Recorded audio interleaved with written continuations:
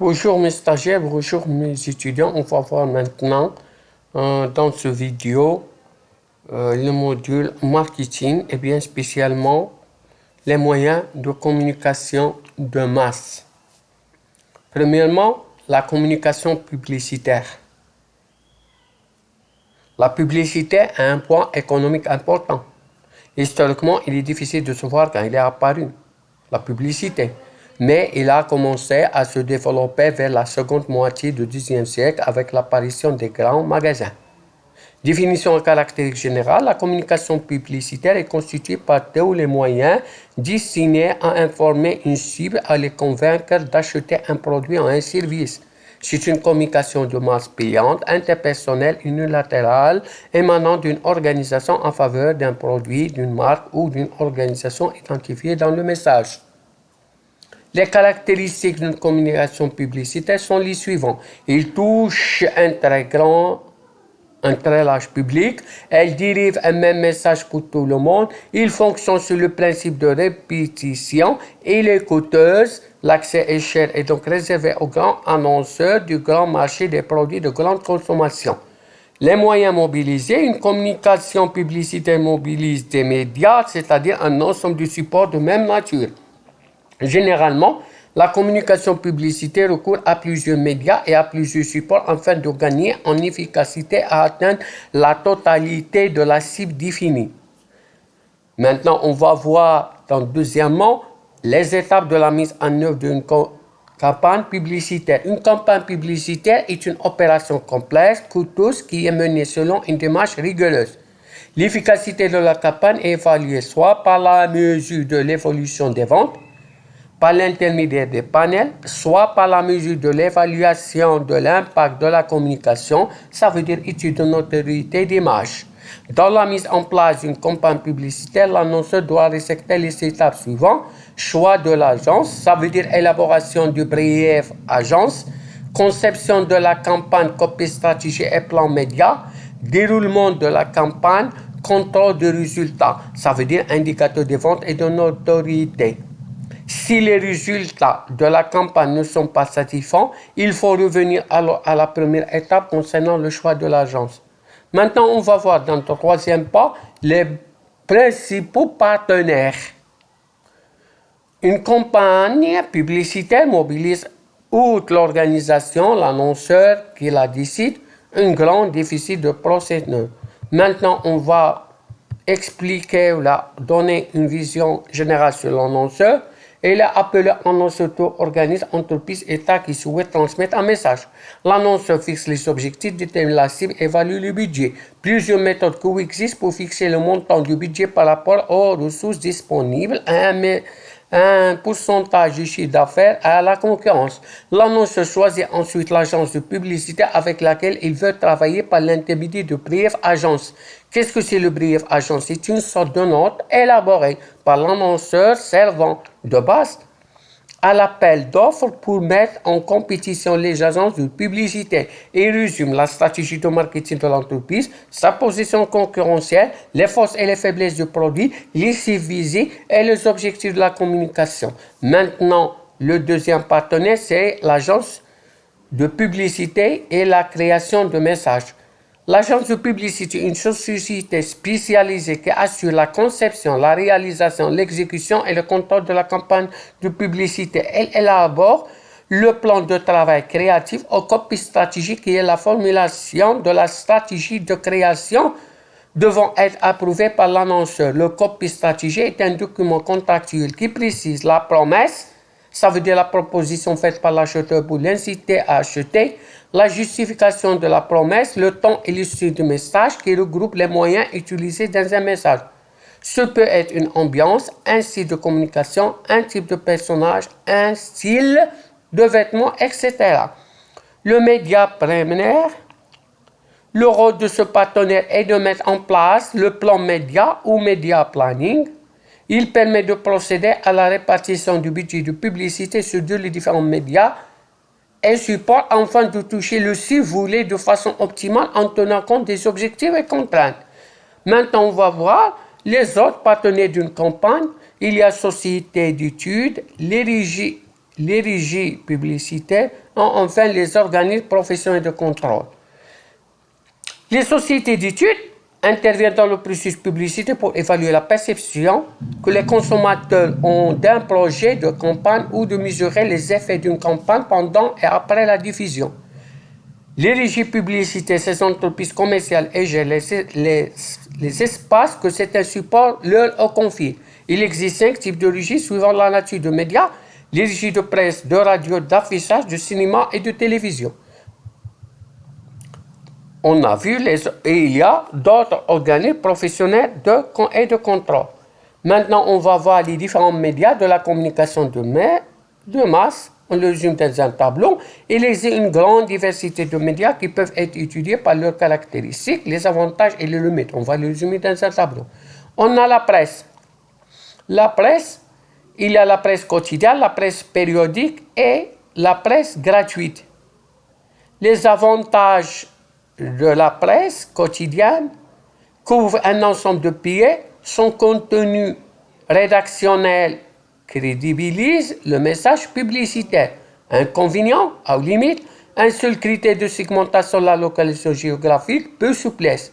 Maintenant, la presse périodique permet une bonne sélectivité de la cible suivant l'âge, lobby, etc. Où il est un coût élevé, parfois trop ciblé. Maintenant, on va voir la presse gratuite. Il y a peu onéreuse, support peu valorisant, audience mal connue. Maintenant, on va voir la télévision. Il y a plusieurs formes d'expression, le spot classique, le parrainage d'émissions, etc. Maintenant, on va voir un avantage: médias plus puissants à la fois en couverture et en temps d'écoute. Ouvert aux produits peu segmentés, par exemple les lessives, alimentation courante, peut avoir recours à des chaînes de télévision ciblées destinées à un public segmenté. Mais il présente des inconvénients: accès interdit pour certains secteurs, exemple la presse, effet zapping difficilement mesurable, médias encombrés avec un taux de mémorisation faible, que surtout si on choisit mal sa tranche horaire. Maintenant, on va voir l'affichage. Caractère 10 000 emplacements, on y trouve à l'extérieur urbain ou le mobilier urbain. Il présente un avantage et une grande audience rapide à mettre en place. Mais l'inconvénient, un seul critère de sélectivité, la localisation géographique, éphémère et chère. Maintenant, on va voir la radio, différentes formes de communication, patronage d'une émission, message publicitaire lu par un animateur ou préenregistré, cadeau offert à l'occasion d'un jeu. L'avantage est économique et flexible, permet de développer la notoriété média de l'instantané incitatif à l'achat. Mais il présente des inconvénients: évocation visuelle à proscrire, demande une forte répétition pour obtenir un bon taux de mémorisation. Il y a encore le cinéma, spot classique, plus simple à utiliser que la télévision car non réglementé, c'est un avantage. Prospectif, attentif, pas d'effet zapping. Mais son coût important ne s'adresse qu'à une faible part de la population. Maintenant, le dernier, il y a l'Internet. Différentes formes. Il y a les barrières, sponsoring de sites ou de rubriques. Interstitiel, ça veut dire pages ou morceaux de pages de publicité qui s'affichent en 2 pages du web. Insertion de messages publicitaires entre courrier électronique, email, liste, diffusion, etc. Il permet de transmettre une image, un son, un texte. Interactif permet d'établir une relation, permet de cibler la communication. Mais aucun moyen de forcer l'internaute. Plus un internaute est expérimenté, moins il clique. Un complément publicitaire croissant. Maintenant, on va voir les autres formes de communication masse. La communication événementielle. Nécessité, il est nécessaire d'instaurer d'autres formes de masse.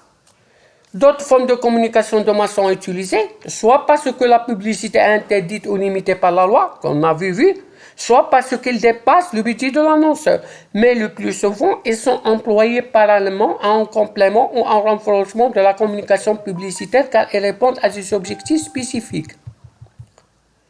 Toucher une cible plus restreinte qui servira de relais auprès de prospects, créer une relation plus proche et moins commerciale aux yeux publics. On va voir les caractéristiques de la communication événementielle. La communication événementielle est une technique qui consiste à créer des événements destinés à être spectaculaires et sortant de l'ordinaire. Les cibles sont divers, les clients, les consommateurs, la presse, les salariés de l'entreprise, les actionnaires, les leaders d'opinion, etc. Les objectifs de ces événements sont de créer, maintenir et développer la sympathie et la confiance de ces visits. Toutefois, ces effets sont difficilement mesurables et n'ont qu'un impact éphémère. La communication événement peut revêtir plusieurs formes. Il y a les relations publiques et les relations de presse. Les relations publiques et les relations peuvent prendre plusieurs formes. Communiquer, dossier, conférences de presse, organisation de débat, diffusion de lettres d'information, rapport d'activité. Cette communication vise à convaincre les cibles pour qu'elles servent de relais vis-à-vis des prospects. Deuxième forme, le mécénat et le parrainage. Le mécénat consiste pour une marque ou pour une entreprise à subventionner un événement en général culturel, scientifique, social ou humanitaire. C'est une action discrète, on n'attend pas de contrepartie financière ou autre. Par contre, le parrainage ou le sponsoring est un soutien financier d'événements sportifs ou culturels. C'est une opération de communication. Le nom ou le logo du parrain doit être visible durant cet événement. Le parrain en contrepartie espère en tirer un bénéfice en termes d'image ou de notoriété. Ce qui distingue le mécénat et le parrainage sont les objectifs poursuivis.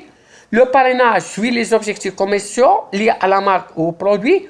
Le mécénat poursuit plutôt un objectif d'amélioration de l'image institutionnelle. Le dernier, les foires et les salons. Les salons permettent aux acteurs d'un même secteur d'activité de présenter les nouveautés, l'image de l'entreprise, de démarquer de nouveaux prospects. L'inconvénient est que cela représente un investissement important aussi bien humain que financier. Exemple, un salon de l'agriculture, le salon de l'automobile et les foires expositions. Merci de votre attention et jusqu'à la prochaine vidéo. N'hésitez pas à abonner pour recevoir d'autres vidéos. N'hésitez pas à envoyer des questions dans le commentaire et pour que je puisse donner la réponse et poser des sujets à traiter pour que je sois prêt à traiter dans d'autres vidéos. Merci de votre attention une deuxième fois.